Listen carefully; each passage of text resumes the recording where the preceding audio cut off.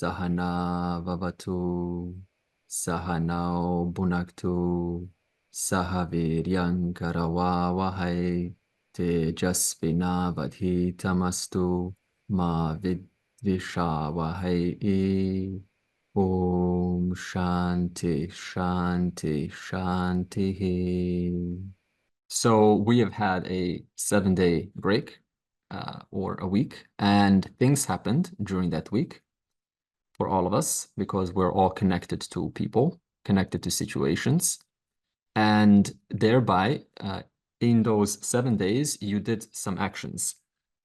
Now, verse 49, the one that we will proceed with, will ask a question, and it will say there are 2 ways to do actions. One of them is, well, one way, but it doesn't provide you the spiritual benefits. And the other way provides you the spiritual benefits. So naturally, you will ask, again, what are those spiritual benefits by which my actions will become a lot more beneficial than if I just do them in a normal way? And first of all, what is a normal way of doing an action? Let's just make this more connected. What's a normal way of doing an action? Like if you just think about it, you, for example, go from here to the mall, right? To the shopping center, and you encounter so many things, right? Other cars and other drivers, and you encounter stuff, right? And the way that we deal with that stuff, with those things, we just sort of respond, right? It's not a big thing. You can sometimes respond not so educationally. Sometimes you can respond very deliberately and cautiously. But it's sort of more of a mechanical way of doing actions, right? You just sort of do something and sort the problem out and then say something else. So it's just sort of this back and forth, and it stops there, right? And it's fine. See, we don't live 1,000 years. And even if we did live 1,000 years, then unless you're told about a different way to go about your actions, are you suddenly going to magically change in your life, like from one way to the other, like just magically like that, unless you're told? No. So you have to be told. We have to be told. We have to be given an instruction manual. You are given a life. In that life, we do actions. And those actions have some benefits for you. They solve the problems. They get you through the day. They get you through life. But there's another way, and that's what Krishna points out. And that way will give you spiritual benefits, which will be a lot more beneficial. They will still get the same job done, just like ordinary actions. But amongst that, your mind will become more refined. In time, you will become more enthusiastic. You will become more patient, less impulsive, more deeper in your, more refined in your thinking, like more qualitative in your thinking, more sensitive to the heart of the matter. And you say to yourself, well, that's what I want because I am doing my actions after all. So I might as well continue doing my actions and gain that extra rewards. So then Krishna in verse 49 says the following. We'll chant verse 49 and then we'll go into the verse. Verse 49. Dure na hyavaram karma buddhi yoga dhananjaya buddhau sharanam anvicha kripanaha palahetavaha. Action based on desire is therefore far inferior to that performed with the proper attitude of karma yoga. Seek refuge in the Buddhi yoga of proper attitude, Dhananjaya. Arjuna, those who perform action only for the results are misers. Good, thank you, Michael. So this is what I mean. This is what Krishna says. So he mentions karma yoga, but he first mentions the word here, action based on desire is inferior. So this is the first version. So this kind of action is, it's still keeping with dharma, right? The right ethics and still doing the right things that have to be done. So what it causes eventually is you start to see people who are doing a lot less than you and still getting more, a lot more than you. And you start to question the value of being a good person, of doing actions which are backed by the right things, by Dharma. And you see that the investment that you're putting in of being a good person and right, being careful in your words and being a giving person, the amount of benefits that you get from that is not really worth it because everyone else is just not doing the same thing, right? Most people around you, and they're getting a lot more than you. So this can make you somewhat discouraged. What is the value of doing so much in my life?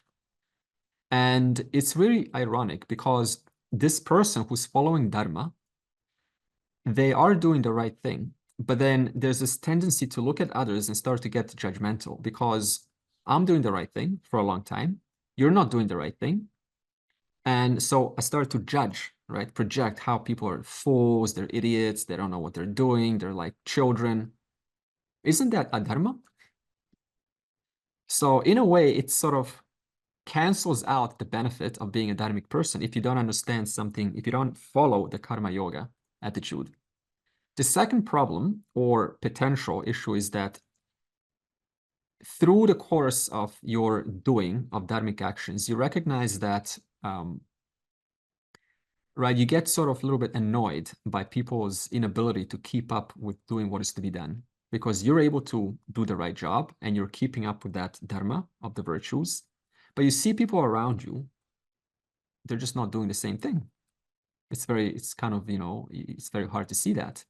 So then you become sort of, again, very impatient, intolerable, judgmental. And I'm calling myself a dharmic person. But I'm in pain because I can't help myself but to observe those who are not doing the right thing. So Krishna says this is the problem of doing the right thing, but not having the right model, the right system, the right attitude. Then he points out to what is the second model, and he says, the one who performs an action with the karma yoga attitude. So we briefly spoke about this last week, and we said, what does this involve? First of all, if you are living through life, and I know we can all relate to this when I say, what is your fallback? If you don't have a larger, big vision in life, what is your fallback? What he said, what she did, over-analysis into the conversation, going back and forth. It's going to be just this small petty things. We keep on ruminating on them. And they start to eat you up most of our life. Small, what he said, what she said, what did he mean by that? What does she mean by that? That's rude, what you said. I want you to say it like that. And it just becomes this conversation that's on the surface, you seem like you're getting somewhere. But actuality is just going around and around. You're not getting anywhere. It's just the same story in 10,000 different combinations. And we call this life because I got nothing bigger to fall back on. And we get so caught up, and it happens so gradually that it just catches you. You find yourself in it a couple of decades later. And now when someone points out a solution, it's like, yeah, but my way is better because I've been doing it for such a long time. Krishna says, no, there's a much better way. So he says that you have to understand, first of all, if you don't have a larger fallback in life, something to look up to, some big project, some big aspiration, some big inspiration, some kind of a course or whatever it is. I don't want to tell you what it is, but it's something that keeps your head above the ocean of infinite options, okay?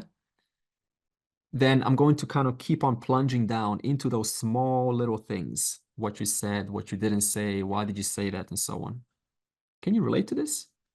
If you don't have a larger fallback, how the mind goes into small things, the news, daughter, the son, daughter's marriage affairs now becomes you, the parent, becomes your problem.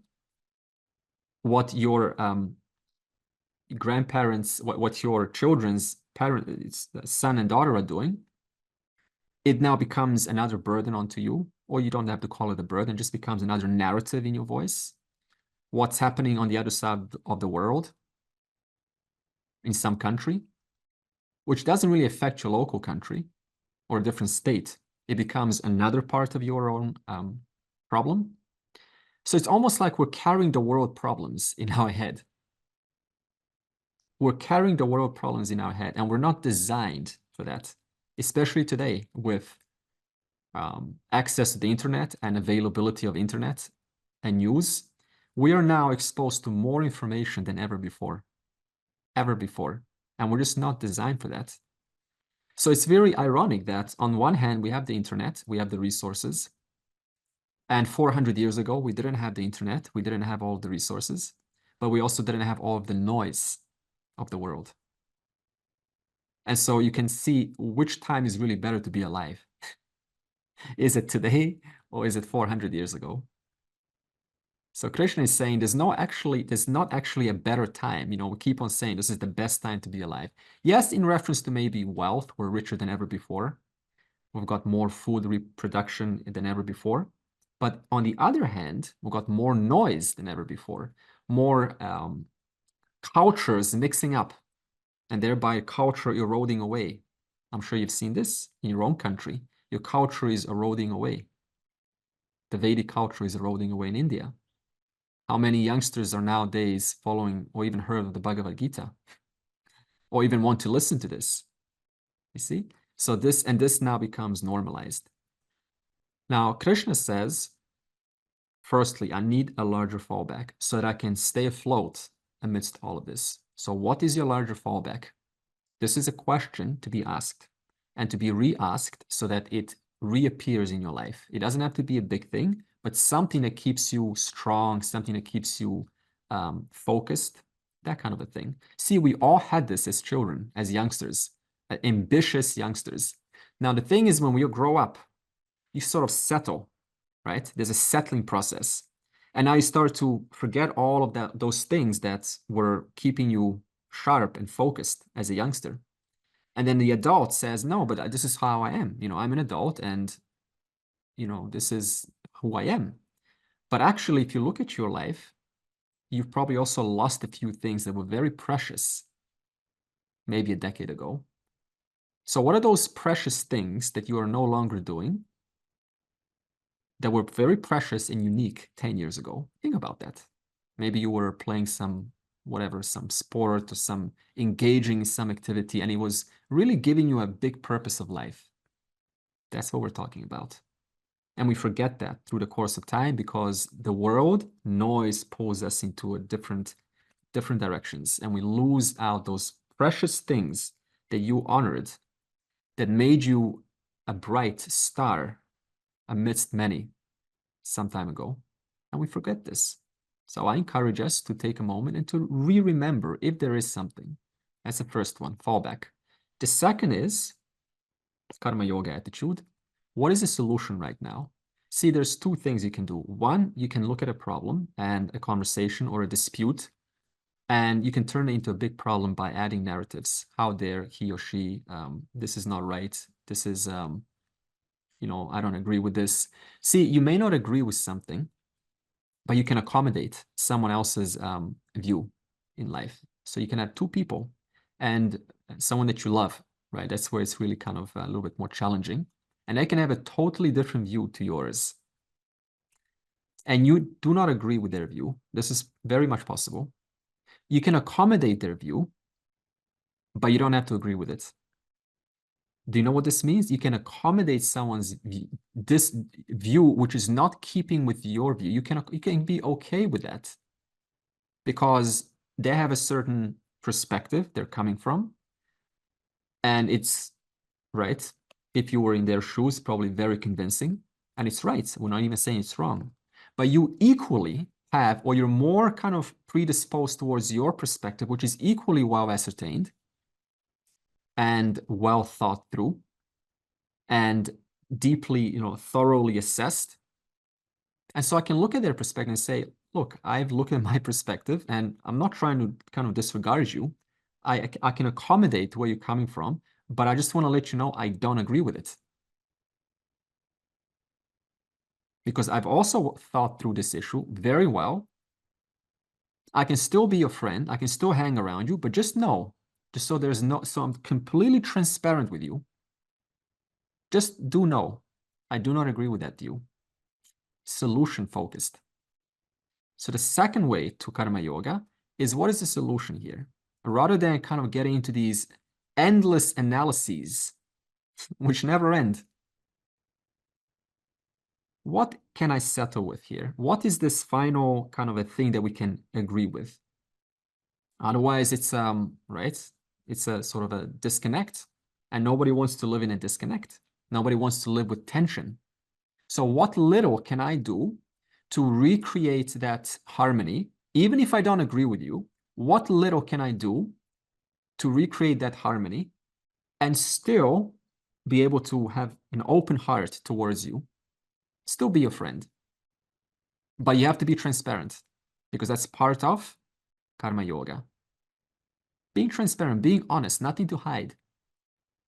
Otherwise, if we don't get transparent, then we keep that nowhere else. It doesn't go out, it doesn't float out, it stays inside, and it turns into resentment. And that resentment does come out in the future in some ways.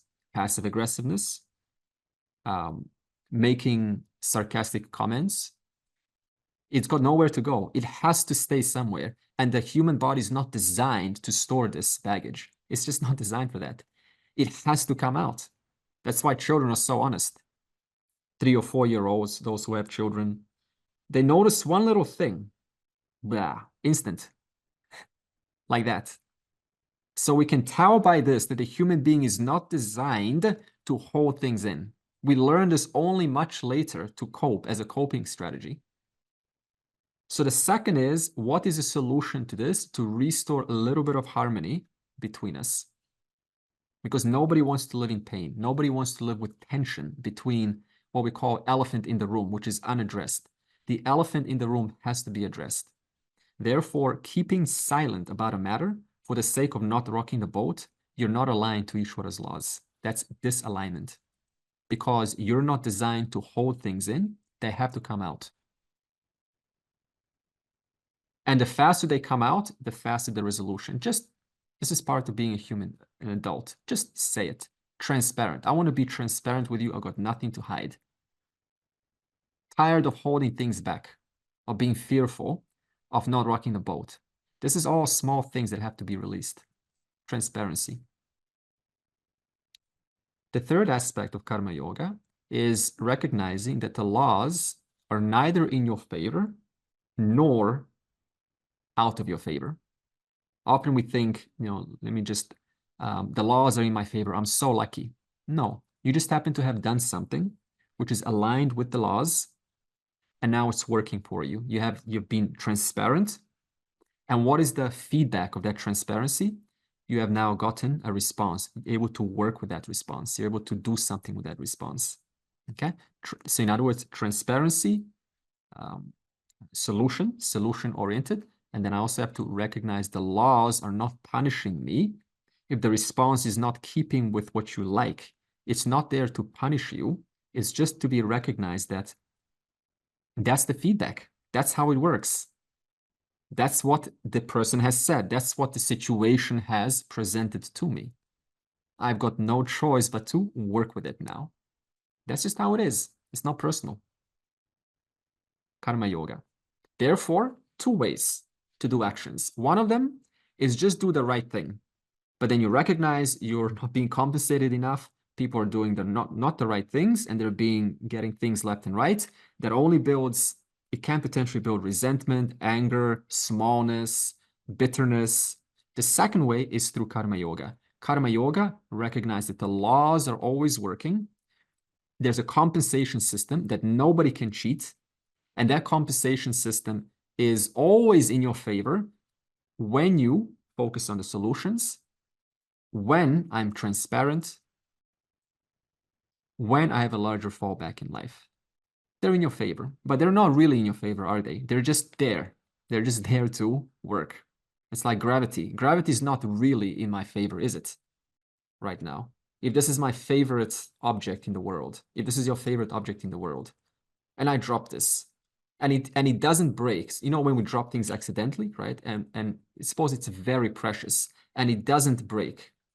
Could you say that the laws are really in your favor? No, because if I aligned it just slightly to the edge and it fell with it, you know, at a weak spot, it would have broken. So the stories that we make up, that's our stuff. But the laws are not really in my favor or your favor. They just operate constantly. No matter what I say about gravity, I can say, gravity, I don't like you. Gravity, I love you. Still, gravity is never going to bend to my fancies. It's never going to work against me or for me. It's just going to work how it's always worked. Therefore, it is you and I who are to adjust to the laws. The laws don't have to adjust to us, because we can say whatever we want about the laws. The laws work irrespective.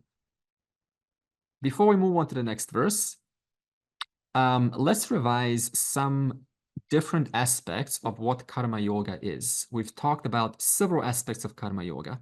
Have you noticed that when we speak about karma yoga, we're talking about different facets of life, you know, a little bit of solution focused, and then fallback, and then knowing where your locus of control is. So there's a lot of facets. So let me talk to you. Let me go through you with all of the facets of karma yoga we talked about so far. Before we do that, Smita. So let's talk about a few aspects of karma yoga. First of all, we said that karma yoga is taking any challenge as an opportunity to grow. This is wonderful. Any challenge in life now becomes your teacher. So you don't have to keep on asking, where's my teacher? Where's my teacher? Where's my teacher? The very situations in life that you had this week and you will have next week, they are your teachers. So this means everything I can look at through the lens of Vedanta, through the lens of restoring order, a little bit of restoration, a little bit of refinement, responding differently this time. Let me respond differently this time. In fact, last week I talked about 3 choices, right? Do something, not do something, and do something different. Okay? Kartum, akartum, and anyatha kartum shakyam. Now, when we grow up, which one of those 3 do you think is good for change? Do something, in other words, do the same thing, do something different, or not do anything? Do something different. Do something different, right? So if you're really looking for change as an adult, because an adult, we have these patterns that are ingrained, already happens by the time you're 30.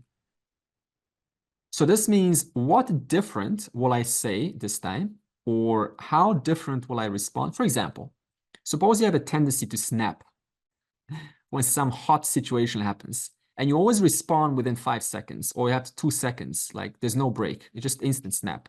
Maybe one time you can say, let me hold myself back, and I'll respond to you in 10 minutes, or I'll respond to you in 24 hours. This is easy through email. You don't have to respond immediately. Very easy. But I'll tell you, it's going to be hard. I know it's going to be hard, because the mind wants to do it in the same way that it's done before. So just notice what happens when you say, you know, let me hold myself back, not sending this email until tomorrow, doing something different. So that means you're unwiring your neural pathways, because they're so wired, so etched. So we have to unwire them by doing something slightly different. So like this, every opportunity becomes a chance for doing something different. That is how you grow. If you really want to grow, do something different. It's simple as that. Because doing something different rewires the brain. That's the point. That's the method. Doesn't matter what it is, just slightly different. Okay? So everything becomes a chance for learning. Even those people that are, you know, the 20% of the people who take 80% of your time, you know those? We have many people in our lives. And out of all of them, 20%, that's a very few number, it's 1 or 2, will take 80% of your time. We also said that Karma yoga is knowing where you have a choice and you don't have a choice. Remember this? I will ask you questions after this, so don't rest. Okay? So karma yoga is knowing where do I have a choice right now? And where is my locus of control? It is in my action. In my action. I can do something, not do something, or do something different. Every moment, every opportunity presents you these three choices. It's staring us right in the face. What little can I do right now? This is my locus of control. How can I communicate differently this time than I've done last time? Maybe instead of saying a direct statement, I can ask a question. Maybe I can rephrase what I want to say in a form of a question rather than saying this direct statement. Hey, I was just wondering, I'm just curious, is this how you perceive it, or is this just my own thinking? And you'll be surprised kind of response you may get. Because we have this idea that this is how they think of the situation, therefore this is how it is. But maybe this time I can just say, is this what you mean? And then you can state your little statement, and then you can get a chance to get a response, do something different. But where I don't have a locus of control is what keeps coming back, the kind of feedback. The feedback, understand this, is not meant to be manipulated. The feedback is meant to be used and worked with to bring things back to harmony, to bring things back to order. The moment feedback becomes a way to manipulate, you've now lost touch with Dharma, you've lost touch with basic humility, basic human being. Feedback is just a means to recognize what's next, what now. This has happened, what now? Another action. This has happened, what now? Another action. This has happened, what now? Oh, another action. Oh, this has happened. What now? Another action. Oh, this has happened. What now? Another action. Oh, this has happened. What now? This is how life is. There's no ending to it, by the way. You know why there's no ending to this? Because the world is mithya. And in mithya, there is no solution. Think about this. Mithya has no solution. That's why you never really win a conversation nor lose a conversation. Did you ever notice that? You never really win or lose a conversation because a conversation is an exchange of perspective. It's an exchange of information. It's an exchange of ideas. But at any moment, your idea, no matter how well ascertained, you don't have all the facts. No matter how convinced you are, you don't have all the facts. And that person, and you, and that person, also doesn't have all the facts. So how can you really say I've won the conversation, I lost the conversation? How can you lose a conversation when the other person hasn't even won the conversation? How can you win the conversation when you only pointed out one perspective of the matter? That's not the total perspective. Did you ever notice how you could be in a argument and then you give it some time, maybe 5 days, and then the answers, a different perspective starts to arise. Maybe a year for some people, a year, 1 year, and then a different perspective starts to arise. Where was that perspective 1 year ago? It was not accessible to my mind. And yet 1 year ago, I said, I'm right, I'm convinced. So this means that recognizing that the world, right, is relative. Everything's relative. What you know is relative. Your perspectives are relative to your culture. If you're born in a different culture, you have a very different opinion about the world. If you're born in a different time, you have a very different opinion about the world. So the perspectives always change. And this is exactly why you have samatvam. That's the other aspect of karma yoga. Samatva means equanimity of the mind. So now, what would give you equanimity of the mind, based on what I said? This is your time to shine. What would give you equanimity of the mind based on what I said so far? The detachment from results. Detachment from results. Would you like to expand upon what do you mean by the word detachment specifically? So we don't. So if I am to do something, I do it to the best of my ability, to the best I can do. And whatever result happens, I say I am not responsible. The giver of the results is God. And whatever happens is his. But my job is to do it as best as possible. So whatever result comes, I accept it as it is. And when you do accept the result as it is, do you just accept it passively or you accept it with a certain amount of discretion and then you do the next thing that has to be done? So you learn lessons from the results. If you find that results were not as you were expecting, maybe you need to change something, change your actions, but continue to do actions. Don't lie. Like this. So in other words, the actions do continue because it's never sort of this, it starts here and it ends there. It doesn't work like that especially in a family unit. What else would give you samatvam, equanimity of the mind? Knowing that the laws are impersonal. Right. So they're not dependent upon your expectations or upon your what you want to happen, right? Okay. What else does it mean to say the laws are impersonal? Would someone else like to contribute? Laws are impersonal would mean that laws are neither in your favor or against you. It's just there. It's Ishvara in a form of laws, and you just need to do actions what you think you would like. You would respond the same way to the others, and then whatever results you get, you accept it as a prasadam from Ishvara, because the result itself is also based on laws, which is Ishvara itself. So results would also be a kind of Ishvara as prasadam. Now, let me challenge everyone. Okay. So, see, sometimes when we speak like this, the laws are coming from Ishvara. Now, okay, suppose you have a child and your child is very naughty at school and he gets into trouble.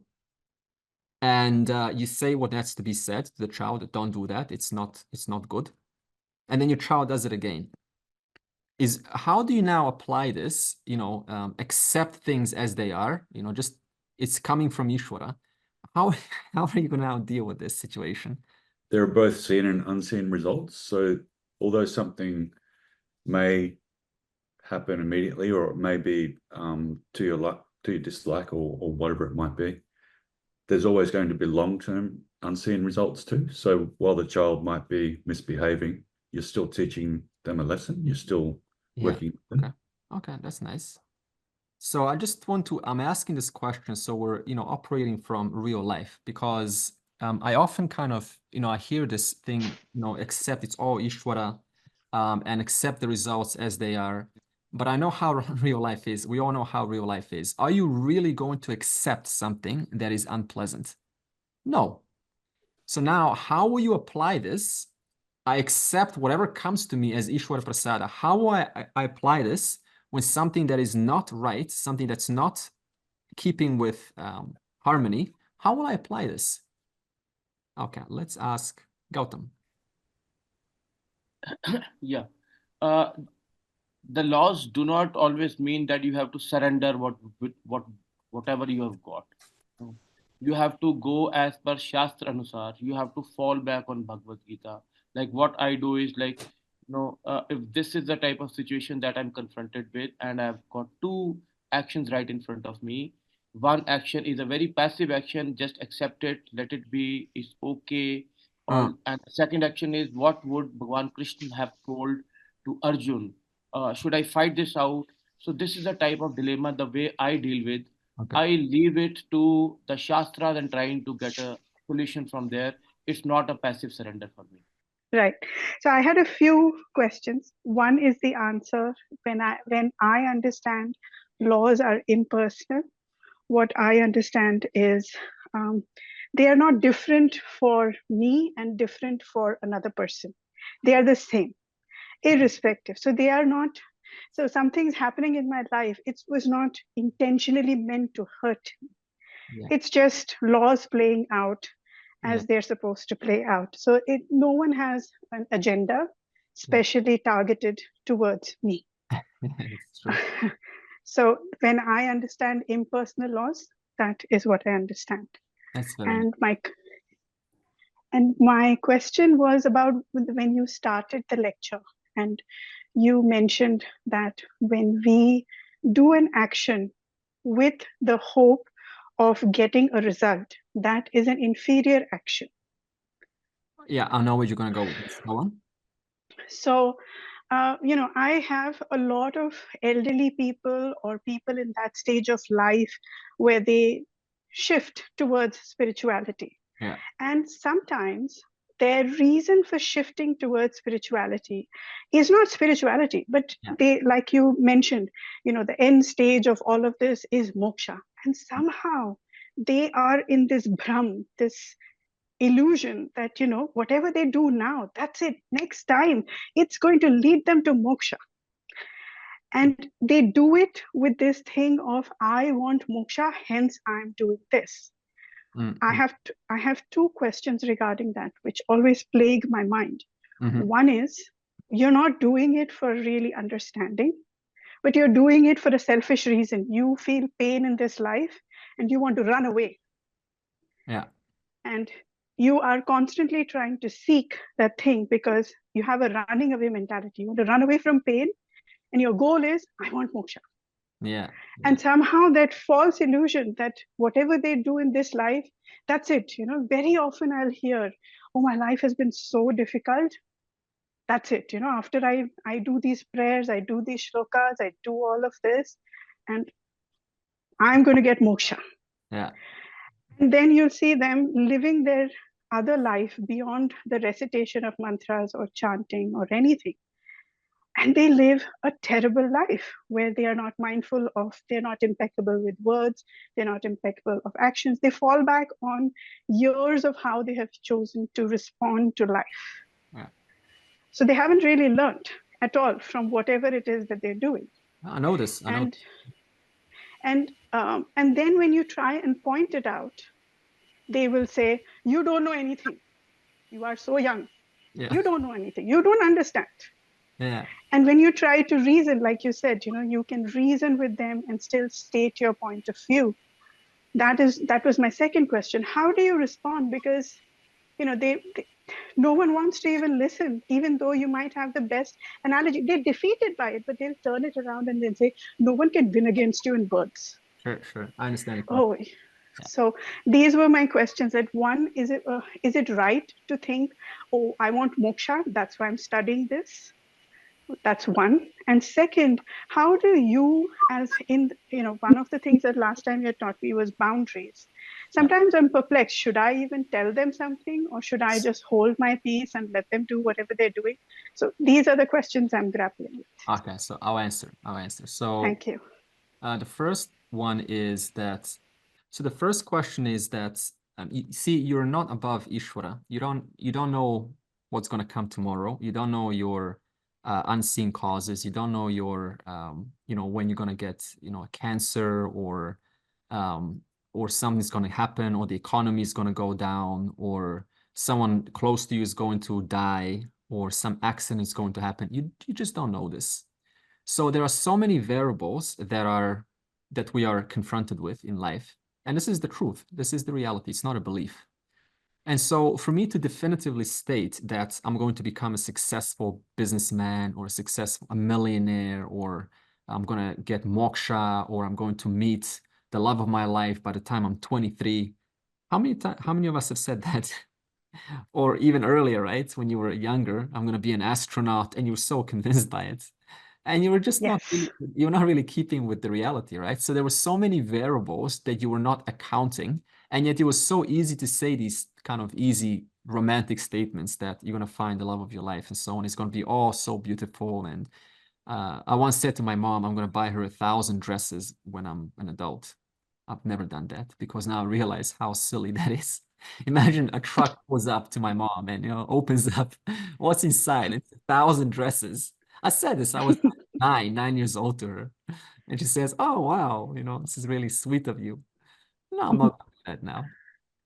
So in other words, we're never above the total laws. We're never above the whole, we don't know what's going to happen in the future, and you don't even know your past. So sometimes you even surprise yourself, right? You come to a certain stage in life and you're just totally different interests grab you. So in that sense, it's not rational to say these definitive statements, this is going to happen. No one's a fortune teller. Even Krishna, the Lord incarnate, if he were to come to the world now, and we asked him, how is the world going to be in 100 years from now? He's going to say, I don't know. It's up to you guys, because you're collectively doing things together, deciding together, you know, I don't know. So it depends, right? What waves are catching, grabbing the hold of the collective? I don't know. So if Lord incarnate cannot tell the future, what is to say about an individual, especially when it comes to moksha? And one more thing why that statement is ludicrous, actually, is because we will soon see that, how long have you been here? You know, if you understand this karma, since beginningless lifetimes. So that means there was, so maybe this number is too big. Suppose 1 billion lifetimes you've been reborn over and over again. So now what is now this life out of those 1 billion suddenly that I'm going to get moksha? Have you not already said that before in other lifetimes? And yet I'm born again saying the same statement, I'm going to get moksha.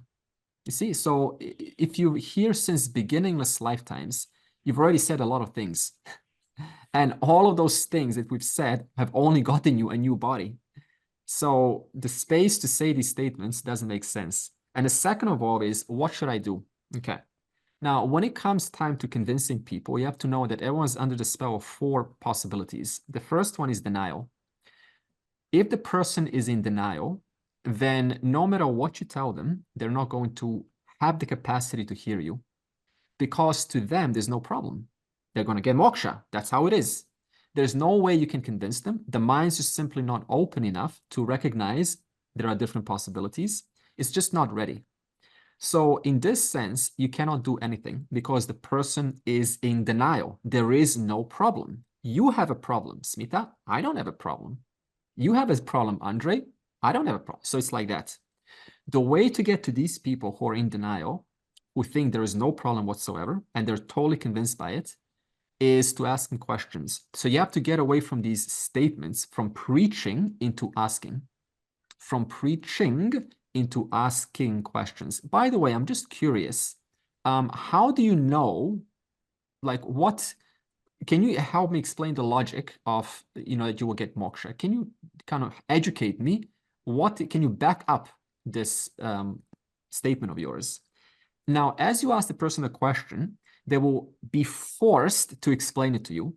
So you have to be friendly to them. While they're explaining, they will recognize there are some loopholes in their logic. And that will be enough to indirectly let them know that this statement doesn't make sense.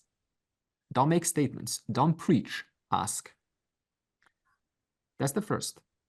The second position they're in is that they are defined. They're defined in reference to me, in reference to you, but they're open to somebody else. That means they will not listen to you specifically because you have a very close relationship to them. No, I've heard you. Yeah, you're my brother. I've heard you. What do you know? You're young. What do you know? The moment somebody else shows up with a different kind of a dynamic, they become relatively open to hear the same message that you have to say, exactly the same. This means if they are in defiance mode, you have to connect them to a third person, to a third party person, because you can't do the job. They will not listen to you. This is common in families. You have to put them in contact with somebody else. Show them some resource, some teacher on YouTube or whatever it is. This is the second, defiance. That means they're still open. It's much better than denial, isn't it? They just don't listen to you. The third stage is where they are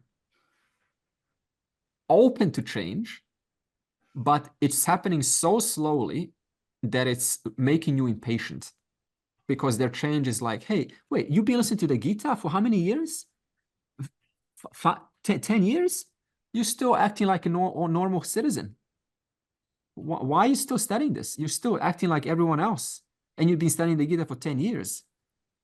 I tell you this, don't get discouraged when somebody says this to you, because you know how hard change is. It's not easy. It's not overnight. You're right. I have been studying the Gita for 10 years, but at least I've been doing it for 10 years. And my mind has planted so many seeds that are yet to fructify. And I've been planting those seeds for 10 years, Mr. Mrs. You haven't. Therefore, they're changing, but it's so slow that it's not compatible with your version of change, because you want to see fast results. But their version of change is, 20 years, like one little perspective has changed, and you don't even recognize it. So in this case, don't discourage them. Don't discourage them. Actually encourage them, because it's very easy to discourage them in this position. So say, hey, I want to just honor and acknowledge your change. You've been working hard, Dad, Mom. You know, I've seen you like change, and I just want to acknowledge that. That's the third one. They're changing, but very slowly. I actually recognize now as I'm saying this, I was like this towards my dad. His changes very slowly. And I was always, hey, Dad, come on, I want to see changes in your life. Come on, change. But that's because my change is like this, my dad's change is like that. And so I was giving him a very hard time when I was young, pressuring him to be this, father that the son has envisioned, which was not fair now that I see it in retrospect. That's because I didn't have this knowledge. The last one is they are in the process of change. Now, in this case, congratulate them, give them feedback. I am inspired by your works. Don't ignore them, because it's very easy to ignore a successful person. You say, what does he or she need? They don't need anything. They're so successful. But I tell you, everyone's got a human heart. Everyone needs acknowledgement once in a while. So acknowledge them, acknowledge their success, and say, I'm inspired by your works. In fact, if there's ever jealousy, it's counterintuitive, because when we feel someone that is successful or they're very bright in some area or talented, there's a tendency to be jealous and wish that they are not so successful, wish that they were eliminated from our existence. The way to deal with this is that you actually do something totally counterintuitive, and you go up to them and you say, I just want to say that I'm really inspired by your work. I want to congratulate you. Is there any advice that you have for me so that I can, enjoy what you're enjoying? What this does, it shortcuts this pattern in the brain, and it does something totally what you weren't expecting, and it just destroys this little, whatever you want to call it, a gremlin that wants to destroy them. So now you own up, you say own up, because it takes so much courage to own up and walk up to the very person, to the very object of hate, and say, I actually am inspired by you. Can you give me some advice? And you will walk away so proud of yourself and feeling so good. It's a very quick way, fast way to change. Congratulate them. Now, don't congratulate them because, that's what my teacher said, therefore I'm going to do it. But really recognize that it's in it for you. It helps you to just acknowledge someone, because it tells your brain this person's success is important enough for me that I'm willing to walk over and take the time to congratulate them. Therefore, you only help yourself. You only allow a greater opportunity that this comes into your life. Now it's possible because I've connected with what I want. Now it's possible for me. But as long as I keep this distance, it's not possible for me, because look at this. I'm keeping what I want at a distance. So you have to come together with it. Thank you for your success. How did you do it? Tell me about it. Works a lot. That's from Swami Dayananda, but also in general psychology, this is the way to deal with jealousy. Now, the last section of Karma Yoga is how are actions to be done? How do I spiritualize my actions? How do I make my actions a lot more beneficial than ordinary actions? So this will be answered in verse 50. Buddhi yukto jahatiha Ubhe sukrita dushkrite tasmad yogaya yujyasva yoga karma kaushalam. One who is endowed with the sameness of mind gives up both punya and papa here in this world. Therefore, commit yourself to karma yoga. Karma yoga is discretion in action. Karma yoga is discretion or discernment in action. So the question is now, what does it take to have my actions discerning? Because we know that karma yoga provides the spiritual benefits. So now if I want karma yoga in my life, then I have to have discernment or discretion in my actions. Yoga karma su kaushalam. In other words, what is this karma yoga? It is karma su kaushalam. It is discernment in action. So if you look at your actions, or you look at your life, really, what is your life a mixture of? We said two things. They both start with P in Sanskrit. Punya and papam. Yes, that's true, but also Purushartha and Prarabdha. Okay? Purushartha and Prarabdha. That means you have the ability to do things, not do things, or do something different. That's Purushartha. Purushartha also refers to those four, Artha, Kama, Moksha, and Dharma, but Purushartha also means self-effort.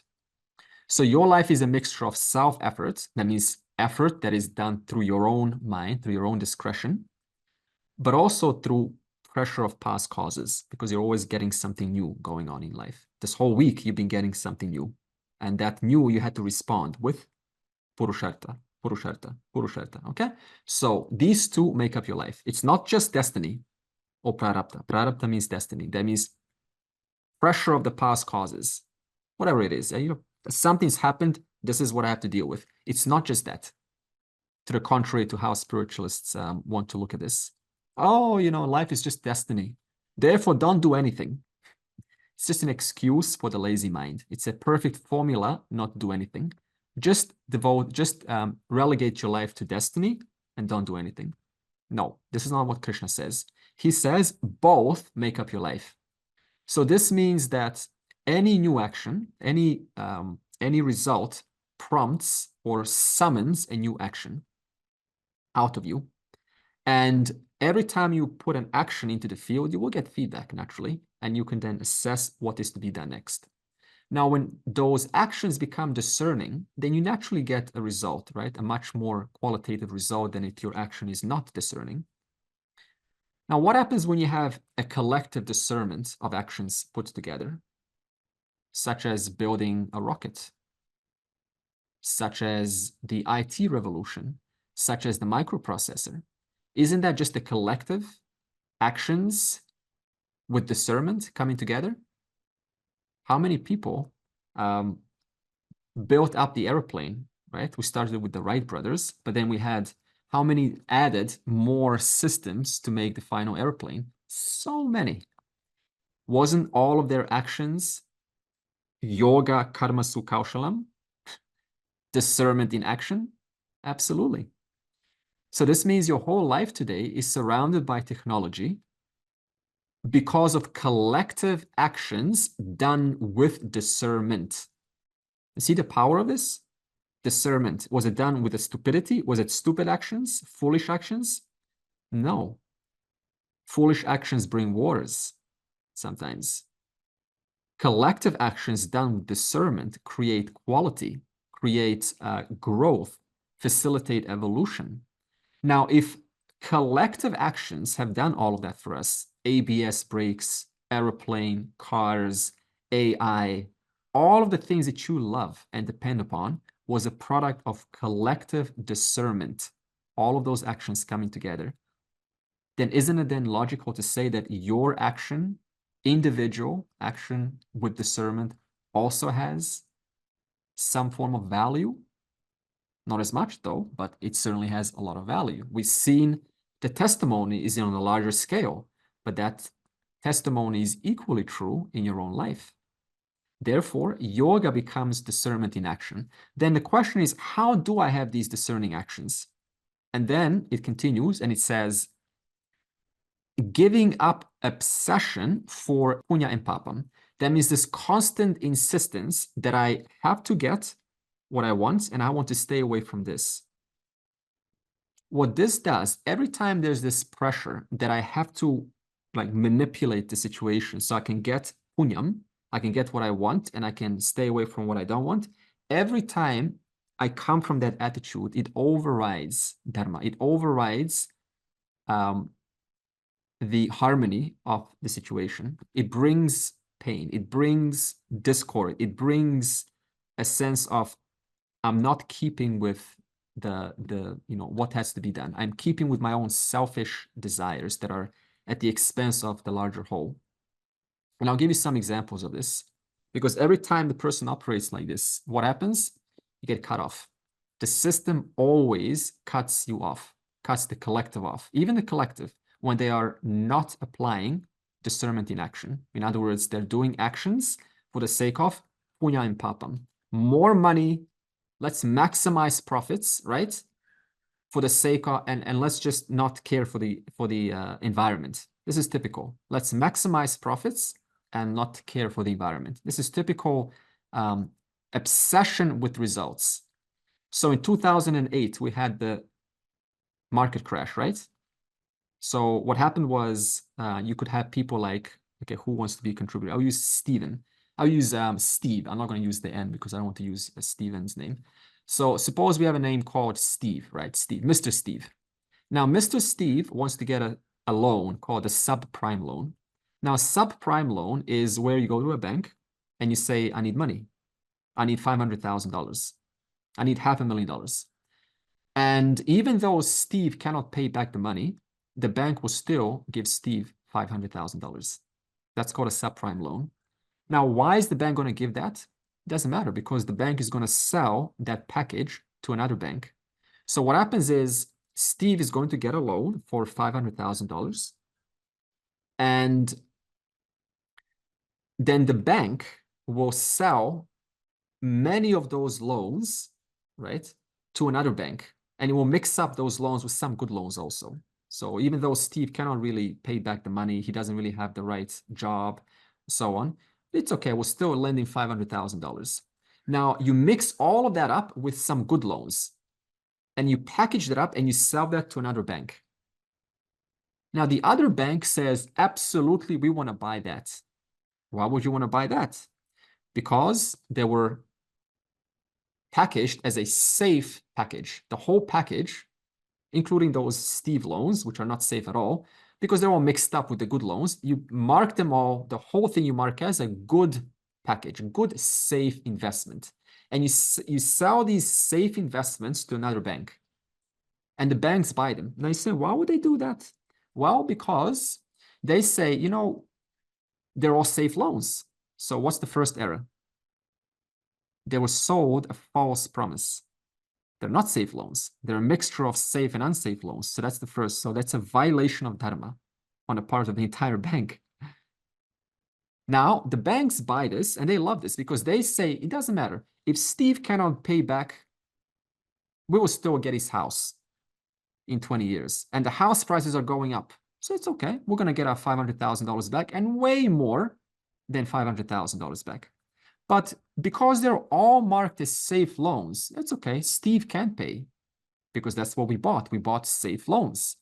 And when Steve pays, in 30 years, we're going to get our money back, but also so much more. We're going to get our $500,000 back, but we're also going to get another, $500,000 back. So we're going to get $1 million back in 30 years. Good deal, right? But even if Steve cannot pay the loan, it doesn't matter. We will sell his house. So that's the only thing that you have to do if you want to get a loan, right? You have to have a house. You have to have a house. Now, what did the banks not anticipate? They didn't anticipate that all of those Steve-like loans, they all defaulted at once. So this means they all couldn't pay at once. They couldn't pay. For some reason, there was a wave, a collective wave with suddenly we all can't pay back. We can't pay back the money. And second of all, it just happened that the house prices started to fall down. So now, even though Steve cannot pay back the money, we can't sell Steve's house anymore. Why? Because his house is now falling in price. So what happened? The banks couldn't get the money anymore. So they had to stop lending to good businesses now because they all started to lose money. They had to fire their own employees. because they can't, you know, they're going low on money. They had to, so the whole thing would just started to crash because money couldn't be paid anymore to good businesses. Good businesses need to lend, you know, money, but we can't lend you money because we don't have the money, you know, we've lost so much money on Steve-like loans. What happened then? The whole world crashed. Now look at that. Were you part of that? Yeah. Why? That's called samashti karma. You're part of the collective. That means if you're born in that generation, you also have to take the hit. You have to share the adharma of other people on the other side of the world. That's called collective karma. You have to share the non-virtue, the adharma of people on the other side of the world. That's got nothing to do with you. But on one hand, it has something to do with you because you are born at this time and you have to share a little bit of that. That's how complex this karma is. You have to share the network. That's one example. What happened? Somehow the system cut it off and the whole thing crashed. That's why we say dharma, adharma can't win. It always gets cut.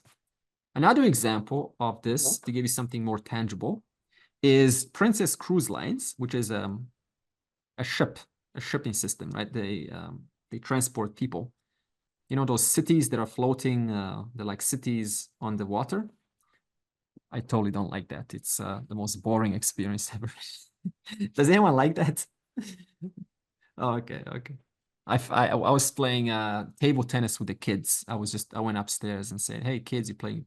So we're just playing table tennis for 4 days from Sydney to New Caledonia. And then I discovered, no, this is not for me. So that kind of ship. Now, Princess Cruise Lines in 2016 was charged $40 million because of illegal dumping into the oceans, because they got to dump their foods, right? They got to dump their stuff somewhere.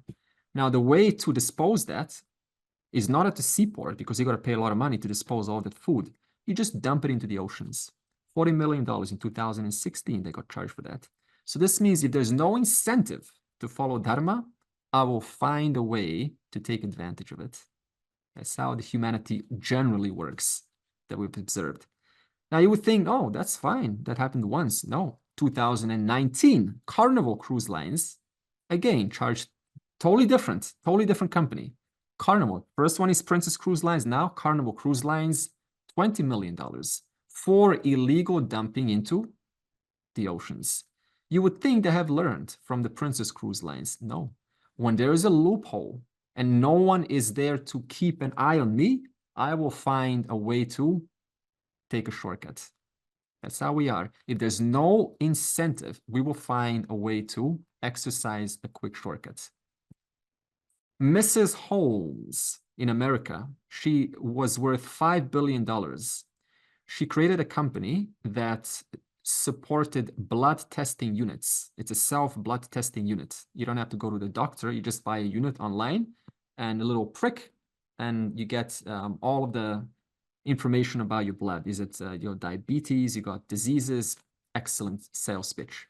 She was selling this without a product, and she pitched this, got $5 billion worth of investors on board, and she didn't have a product. She spoke with a high voice, you know, a male deep voice, because when you speak very deep, then you really get people to listen to you. And this is how it's perceived, you know. So if you speak like this, then nobody really listens to you. So this she did intentionally. And she said, whoever doesn't believe in my vision, I will fire them. And she did. Until eventually the system found a way to cut her off. And one Wall Street journalist found the story, and there was some within the internal affairs, the information started to leak out that there's no product. We don't have this blood testing unit. And all of the samples were actually provided through these big machines that she said, no, this was done through our small unit that we're going to sell soon. She got away with this for years, not too long. Dharma found a way to cut her off. The kids here in Melbourne get paid $500 for arson to burn tobacco shops. Anyone who lives here in Melbourne will know about that. Kids, $500. Here, go and burn a tobacco shop, our rival shop. Kids will gladly take the money and burn the entire store. Why? Because There's no incentive to do the right thing. Mr. Armstrong, who was a bicycle Tour de France, there were people doping, and he got caught, and he was #1. That's why he was famous. And what did he say? Well, people were doping, and so I thought there's nothing wrong with doping. I will too. Because everyone else is doping, that means injecting adrenaline inside their blood, I will also do the same thing.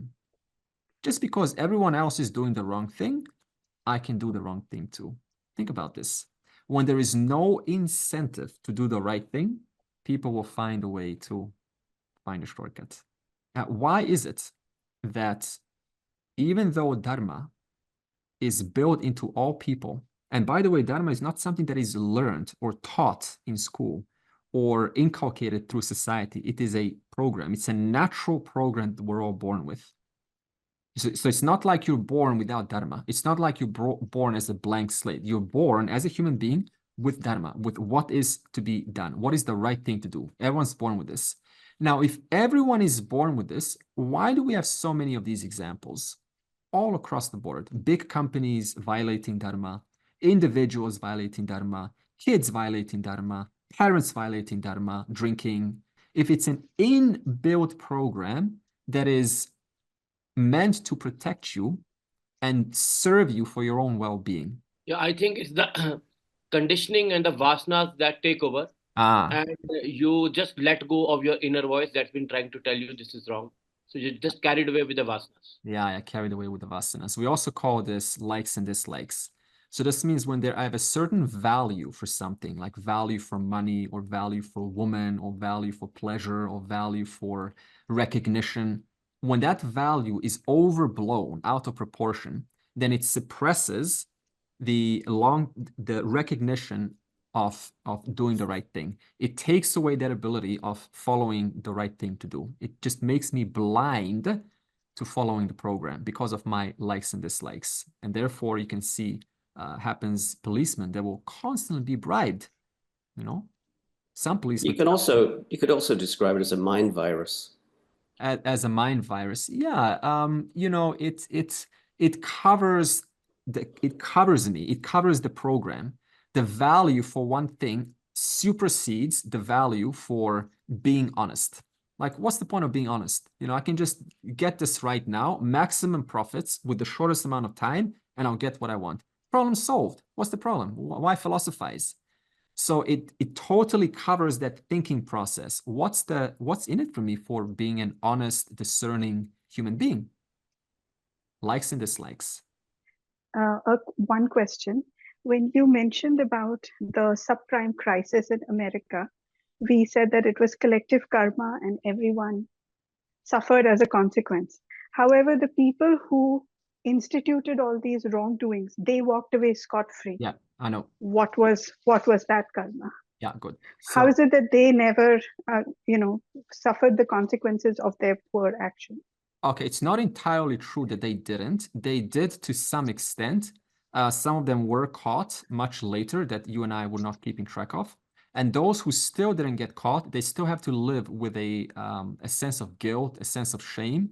And even if they don't, that's because the mind's not sensitive enough to recognize what it's done. But eventually, because there's this continuity, in next life, it will manifest as some form of a, shame or guilt or low self-esteem or whatever it is. We just don't see it. So we don't, we cannot kind of put it to one life. It's a much larger system that is operating here. It's an example that I always give in response to your question, why is it that we take the shortcut? I always say, eating one burger doesn't give you a heart attack, but eating those burgers over a long period of time, yes, now you are ripe for that heart attack. So it takes some time to build to that place where finally your artery is clogged. Yeah, so when it's very noticeable and, all of from all sides, the sensors are saying this is bad, bad, bad, bad, only then, right? We're like, oh, the feedback loop is a little delayed. Like if all of us after eating that 1,000 calorie McDonald's burger immediately suffered a heart attack, instantaneous, no one would eat that burger. But we don't. So we keep on going back because the feedback loop is delayed. It's also because it happens so slowly, like it's like a frog in hot water, right? It just keep on increasing. Right, boiling. Yeah, but you don't Yeah. notice it also. Right. But I'll also tell you a deeper psychology of human behavior next session, next week or maybe 2 weeks after. Very interesting from a book called The Willpower Instinct. Why is it that we falter? Why is it that we give up our willpower and don't do the right thing? Very interesting scientific studies in about 2 sessions from now, and I'll give you the right verse for that. Okay. So the first one is pressure of your likes and dislikes override. Like one time I was with my friends. My parents took us to friends, and I was friends, right, with little kids. I was like 11 years old, and they were 11 years old, and they were a little bit richer, so they had this Walkman. We all know Walkmans, right? Yeah, I'm so glad we're in the same generation. And Yes. this nice Sony Walkman, very thin. I love this, it's a great technology. Not those thick Walkmans, this very thin Walkman. And I stole it. I stole the Walkman, even though I was very good friends with these people. And like, why did I do this? Because I just had this huge like for technology, for these little electronic items. So it's like this. We also, as adults, have these values for, and I wasn't thinking about, what's the repercussions of this? It just covered me. It covered me, from thinking he could now tell the parents, and the parents could now, start to quarrel with my parents. I wasn't thinking about all of this.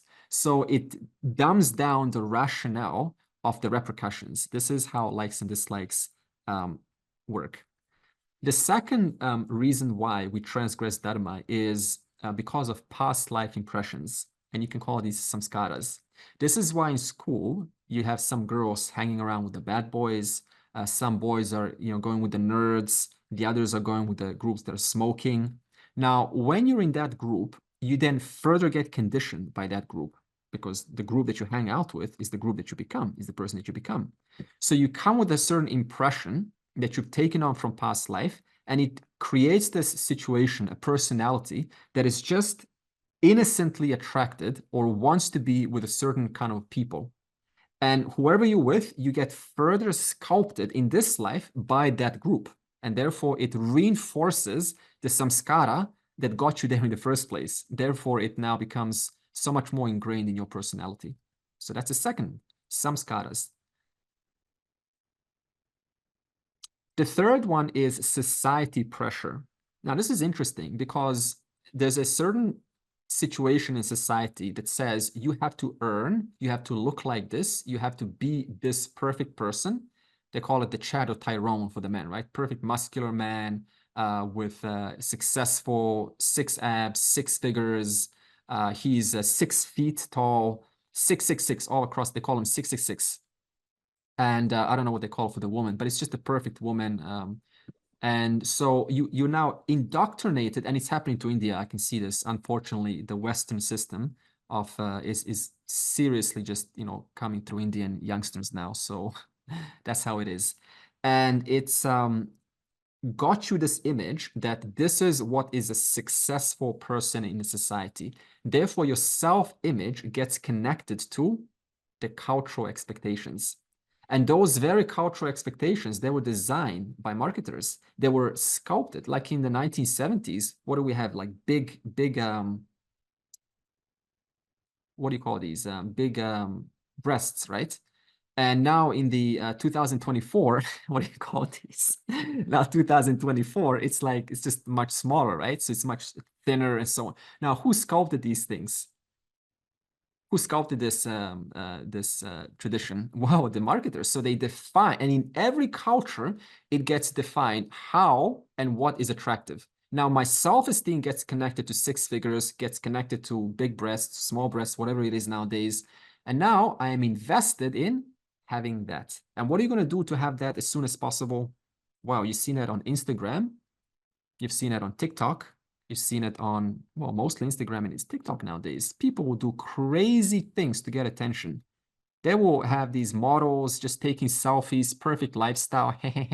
Behind the scenes, it's not even anywhere like that at all. But it's all just for the sake of getting profits, getting money, getting clicks, getting high profits. Therefore, self-worth gets connected to cultural expectations defined by mankind.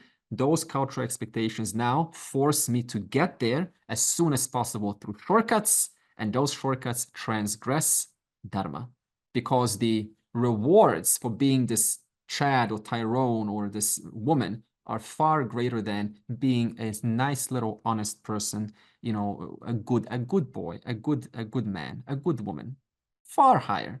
Therefore, the dharmic system gets overridden. And today it is higher than ever before. If you study the Gen Z generation, Gen Z is the youngsters. Did you know that Gen Z generation today, not all of them, but there's a number where it's actually normal. They call it the body count. Body count is where how many people have you been intimate with? Have you had sexual intercourse with? And the average number is like 80. Like 80, is that all? I had 300. Now, when I found this out, I was quite surprised, because that you would call that a prostitute a couple of decades ago. But now it's actually an expectation to start having intercourse at like 15 or 14 or even 13. By the time the person's 25, they had like 300 body counts. It's like quite amazing. So my self-worth gets connected to cultural expectations that constantly keep on getting redefined according to the society. That's the third one. And the fourth one is trauma in childhood. Now, in childhood, we sometimes didn't get all of that power that we wanted. We felt weak, we felt powerless, and we felt like our voice wasn't heard. And so the way to get that satisfied now is you become dominating and domineering in your adulthood. So you become this sort of a dominant person, you know, who's always got it under control. And the other opposite sex likes that. So what they really are liking is a distortion, and the distortion is liking a submissiveness, which is also a distortion. So in that sense, trauma in childhood also makes the person out of their need to feel that power that they were denied as a child. It's a genuine need. You can't even blame the person.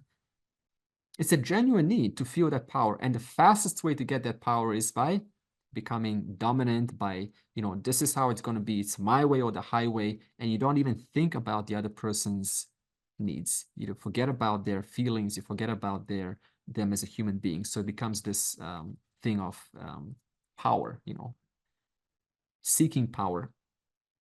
Now, what's the consequence of all of this? Well, the first consequence, which is natural to all, is guilt. Guilt and shame and embarrassment. Now, how do people deal with this? Guilt, shame, and embarrassment? Through distraction. How else? The next video is just around the corner. So just keep on entertaining oneself, and therefore keep this suppression and guilt of being this kind of a person that is not keeping with the natural program. Suppress it, suppress it, suppress it. But every time we suppress it, the way that the system is designed is it becomes louder and louder the older the person gets. It becomes louder and louder. And at some time, it snaps and it turns into personality problems, into depression. Sometimes it turns into a low self-esteem, where the person cannot carry their head high anymore, because they know I'm philosophizing about Dharma, but I can't hold my own when I'm there in the real world behind closed doors. And yet I'm philosophizing about, Dharma, you'll be a good person. They call this virtue signaling in the normal world, virtue signaling, where the person will come on TV and they will present themselves as some virtuous person. You know, no, you should be very transparent and honest. And it gives you points for being, this virtuous person. But behind closed doors, it's not like that. Therefore, and another one is suspicion. So look at this. If I can get away with it, doesn't that also mean that you can also get away with it? Yeah. So then why should I trust you? Therefore, I become, paranoid. I can't trust you. You've got some false intentions behind me. I can't get myself to follow through to trust what you have to say, because I'm lying.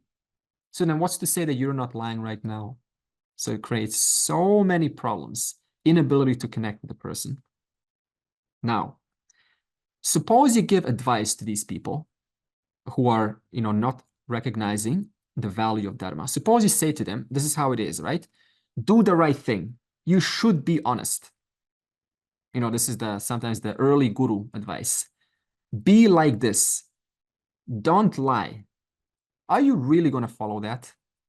Yes, you will, until it's compromised by your likes and dislikes, by the society, by the samskaras, by the pain of the childhood. That's why it doesn't last. That's why we cannot give instructions. We can't give these, do this and you shall not do that. You have to make it personal. You have to recognize what is the cost for me if I don't maintain a composure, if I don't maintain a certain righteousness, a certain virtue in my life. What is the pain onto myself if I'm not honest? It's shame, it's embarrassment, it is low self-esteem, it is guilt. All of those things have to be very clear. It is simply not a good bargain to keep transgressing Dharma. It's not a good bargain for me. It has to become very personal. Only then you or the child or whoever they are will start to follow it naturally without having to be told about it. Therefore, it has to become a very personal, assimilated value rather than a value told to me by somebody else. It has to become my value now. What is the reward for doing the right thing? The reward is high self-esteem. I can carry myself high in this world, charming. I can say what has to be said, strong character. What is the cost? The cost is low self-esteem. I can't express myself fully. I'm always holding back. You can't really open yourself up to me because I don't want to open myself up to you. All of this has to become clear. Then the person will naturally follow this through. And this Dharma that we speak of, it is also not, it is not to be understood as something that is constant or fixed. Dharma is not fixed. It is it's actually relative, because anything in the world, Mithya world, is relative. For example, the Navy system will intentionally hold back the death of a family member of those who are inside a submarine, because submarines are always underneath the oceans. That's how it is. Now, if one of the family members of those submarine dies, then the Navy is not going to report it. Why? Because you should report it. That's the right thing to do. But they're not going to report it. Why? For the welfare of those in the submarine. Simple as that. Because of the welfare of that man in the submarine, because of we don't want to destroy his morale. He has a duty to do. We will tell him once he lands at the seaport. For now, we can hold our information back. It's just like with a doctor. Sometimes a doctor will hold back, and they're not going to say to you that you only got 7 months to live or you got 5 days to live, because it's just not the right thing to do. I have to consider, am I, your family members, the impact, what's the repercussions of this? And this is why Krishna said to cause violence when it's in reference to a king who is adharmic, you cannot call that violence, because Dhritarashtra was causing so much more violence indirectly to the society. So to have a war against that kind of an adharmic king, you can't call that violence. That's why a lot of people will not kind of get, like, why is Krishna advising war? Well, he is advising war in one sense, but because it has to be done. Otherwise it's going to create, the repercussions are going to be so much greater. How? Just so we're absolutely clear. So far, Karma Yoga addresses 2 things. First one is, how are my actions to be performed? How are my actions in this world to be performed? And we answered by Samanya-Dharma.